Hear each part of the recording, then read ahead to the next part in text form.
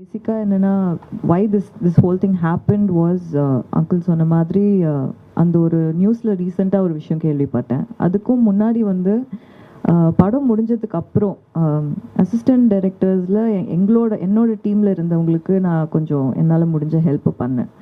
அது எங்கே வெளியே தெரிஞ்சுதா என்னன்றது எனக்கு தெரியல.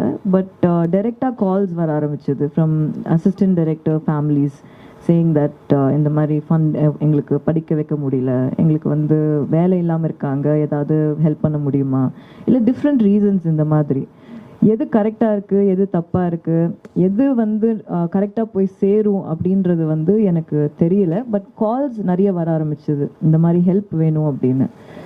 ஸோ ஐ தாட் இந்த மாதிரி ஒரு யூனியன் இருக்குது, இதுக்குன்னு வேலை செய்கிறவங்க இவ்வளோ பேர் இருக்கீங்க, இங்கே வந்து டைம் ஸ்பெண்ட் பண்ணி இதுக்குன்னே யூ புட்டிங் எஃபர்ட்.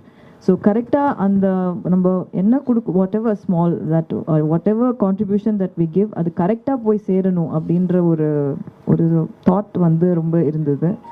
அண்ட் கண்டினியூஸாக நம்மளால் முடிஞ்ச ஒரு சின்ன ஹெல்ப் வந்து பண்ணணும் அப்படின்றதுனால I reached out to uncle and asked him இதை எப்படி பண்ணணும் அப்படின்னு.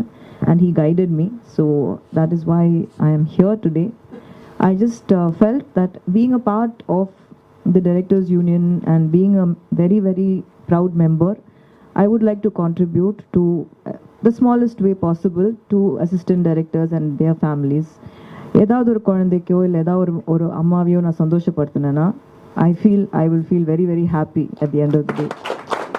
So this is a small contribution and I would like to do this every year, whatever I am doing, how much ever I can.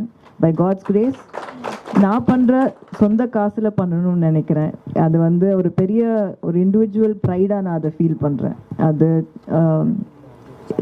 நம்ம எங்கேருந்து வரோம் அதில் கொடுக்கறத விட நம்ம கஷ்டப்பட்டு போய் ஒரு செட்டில் நின்று சம்பாதிச்சு அதிலிருந்து கொடுக்கறது வந்து ரொம்ப சாட்டிஸ்ஃபையிங்காக இருக்குது அந்த விஷயம்.